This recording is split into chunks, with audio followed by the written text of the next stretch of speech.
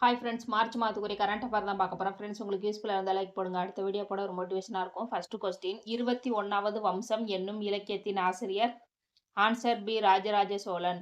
79 வயதான இவர் தற்பொழுது உடல்நலக்குறைவால் காலமானார். மண்மொழி என்ற இதழின் ஆசிரியரும் ஆவார். அஸ்வகோஷ் என்ற புனைப்பெயரில் பல்வேறு நூல்களை இயற்றியுள்ளார். இவரது நூல்களென புற்றில் உறையும் பாம்புகள், சிறகுகள் முளைத்தது ஆகியன.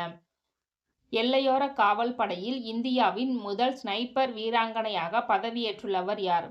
Answer C. சுமன் குமாரி. இந்த ஸ்னைப்பர் வீராங்கனை அப்படின்னா தூரத்தில் உள்ள எதிரிகள் அல்லது எதிரிகளின் இருப்பிடத்தை குறிவைத்து தாக்குதல் நடத்தும் வீரர்களுக்கு பயிற்சி அளிக்கும் பிரிவாகும். இதுவரை இப்பிரிவில் ஆண்கள் மட்டுமே பதவி வகித்தனர். முதல் முறையாக சுமன் குமாரி பதவியேற்றுள்ளார். நெக்ஸ்ட் கொஸ்டின், இந்தியாவின் முதல் தேசிய டால்பின் ஆராய்ச்சி மையம் எங்கு தொடங்கப்பட்டுள்ளது? Answer B. பீகார். கங்கை நதியில் உள்ள டால்பின்களை பாதுகாப்பதற்காக தொடங்கப்பட்டுள்ளது. டால்பின்களில் மொத்தம் 40 இனங்கள் உள்ளன. இதில் நன்னீரில் வாழும் இனங்கள் மொத்தம் 4 உள்ளன. அவை என்னன்னா, கங்கை நதியில் உள்ள கங்கை நதி டால்பின், சீனாவின் யாங்சோ நதி டால்பின். இந்த யாங்சோ நதி டால்பின் அழிந்து விட்டன. பாகிஸ்தானின் சிந்து நதி டால்பின், தென் அமெரிக்காவின் அமேசான் நதி டால்பின் ஆகியவை ஆகும். இந்தியாவின் தேசிய நீர் விலங்காக கங்கை டால்பின் 2009ஆம் ஆண்டு அறிவிக்கப்பட்டது. 2023ஆம் ஆண்டு உத்தரப்பிரதேச மாநிலம் மாநில நீர் விலங்காக கங்கை நதி டால்பினை அறிவித்தது. நெக்ஸ்ட் கொஸ்டின், எந்த மாநில பழங்குடியினரின் பாரம்பரிய உடையான ரீசா புவிசார் குறியீடு பெற்றுள்ளது? Answer A. திரிபுரா. பழங்குடியின மக்களால் கையால் நெய்யப்பட்ட பாரம்பரிய துணி வகையாகும். இதை அம்மாநில முதல்வர் மாணிக் சாகா புவிசார் குறியீடு பெற்றதை அறிவித்தார். இந்த மாநிலத்தில் மொத்தம் 19 பழங்குடியினர் உள்ளனர். இந்த 19 பழங்குடியினர்களுக்கும் இது பொதுவானதாகும். ஆனால் ஒவ்வொரு பழங்குடியினர்களின் கலைநயமும் மாறுபடும். நெக்ஸ்ட் கொஸ்டின், 2024ஆம் ஆண்டுக்கான அழகி பட்டம் பெற்ற கிறிஸ்டினா பிஸ்கோவா எந்த நாட்டைச் சேர்ந்தவர்? Answer B. செக் குடியரசு. தற்பொழுது நடைபெற்றது 71வது அழகி போட்டியாகும். இது மும்பையில் நடைபெற்றது. 28 ஆண்டுகளுக்கு பிறகு தற்பொழுது இந்தியாவில் நடைபெற்றது. 2வது இடம் லெபனான் நாட்டைச் சேர்ந்த யாஸ்மினா சைத்தோனுக்கு வழங்கப்பட்டது. 2023ஆம் ஆண்டு அழகி பட்டம் பெற்ற போலந்து நாட்டின் கரோலினா பிளாவஸ்கா இந்த ஆண்டுக்கான அழகி போட்டியில் வென்றவர்களுக்கு மகுடம் சூட்டினார். நெக்ஸ்ட் கொஸ்டின், பாகிஸ்தானின் புதிய பிரதமராக பதவியேற்றுள்ளவர் யார்? Answer D. ஷெபாஸ் ஷெரீப். இவர் 24வது பிரதமர் ஆவார். அந்நாட்டின் அதிபர் ஆசிப் அலி சர்தாரி இவருக்கு பதவியேற்பு செய்து வைத்தார். நெக்ஸ்ட் கொஸ்டின், ஆசியாவின் மிகப்பெரிய நிலக்கரி சுரங்கமாக மாற உள்ள கெவ்ரா சுரங்கம் எங்கு உள்ளது? Answer A. Chhattisgarh. Goal India நிறுவனத்தின் ஒரு துணை நிறுவனமாகும். தற்பொழுது 52.5 மில்லியன் டன் உற்பத்தி செய்யப்படுகிறது. இதனுடைய உற்பத்தி திறன் 70 டன்னாக உயர்த்துவதற்கு ஒப்புதல் அளிக்கப்பட்டுள்ளது. இதன் மூலம் இது ஆசியாவின் மிகப்பெரிய நிலக்கரி சுரங்கமாக மாற உள்ளது. நெக்ஸ்ட் கொஸ்டின், இந்தியாவில் 2023ஆம் ஆண்டின் வேலையின்மை சதவிகிதம்? Answer B. 3.1%. மற்ற ஆண்டுகளை விட தற்பொழுது வேலையின்மை சதவிகிதம் குறைந்துள்ளது. 2022ஆம் ஆண்டு 3.6%, 2021ஆம் ஆண்டு 4.2% இருந்தது. நெக்ஸ்ட் கொஸ்டின், 2024ஆம் ஆண்டுக்கான ஔவையார் விருது பெற்றுள்ளவர் யார்? Answer D. Bama.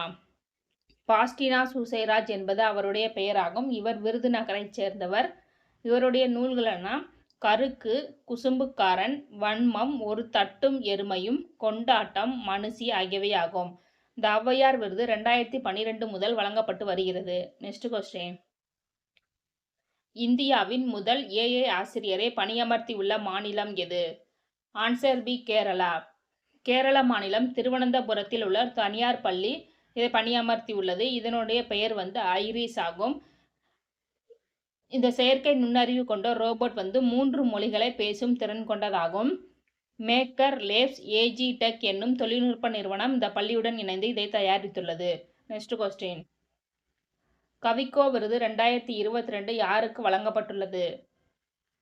Answer A. Nellai Jayantha. Nellai Jayantha அவர்களின் நூல்களென நிலாவனம், திண்ணை மயக்கம், தென்றலோடு சில தினங்கள், தொட்டிலோசை ஆகியவை ஆகும்.